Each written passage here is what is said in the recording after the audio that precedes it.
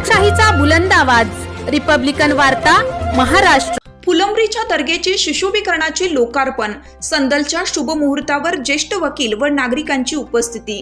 औरंगाबादच्या फुलंब्री शहराचे ग्रामदैवत जागृत देवस्थान हजरत सय्यद जमाल शाह वली रहमतुल्लाह अलैह यांच्या दर्गा परिसरातील सुशोभीकरण कामाचे लोकार्पण करण्यात आले।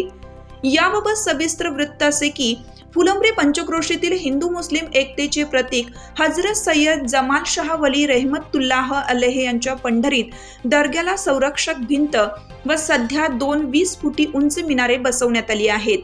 दिनांक 28 फेब्रुवारी रोजी संदल शरीफच्या मुहूर्तावर औरंगाबाद हायकोर्टाचे ज्येष्ठ वकील मन्नूलाल पटेल यांच्या शुभ हस्ते गेटवर फीत कापून लोकार्पण करण्यात आले।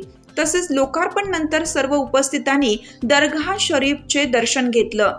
यावेळी औरंगाबाद हायकोर्टचे वकील मन्नूलाल पटेल, अफसर हुसेनी, उरूस आयोजन समितीचे अध्यक्ष अफरोद्दीन चिश्ती, उरूस उत्सव समितीचे अध्यक्ष अजय गंगावणे, नसीब पटेल, इम्रान खान, ॲडव्होकेट आसेफ पटेल, फुलंब्री पोलीस ठाण्याचे पोलीस उपनिरीक्षक श्रीनिवास धुळे, हनीफ शहा, उरूस उत्सव समितीचे माजी अध्यक्ष आयुब पटेल, दर्ग्याचे मुजावर मुजम्मिल सिद्दीकी, आतिक सिद्दीकी, जुबेर चिश्ती, अकबर पटेल, जाकेर खासाब, मुहसिन हुसेनी, शेख हारुख, शेख रिहान, जाकेर अत्तार, फिरोज शेख, बाबा खान, सुशील जयस्वाल, जमाल शेख व इतर अनेक श्रद्धालू दर्गा परिसरात उपस्थित होते।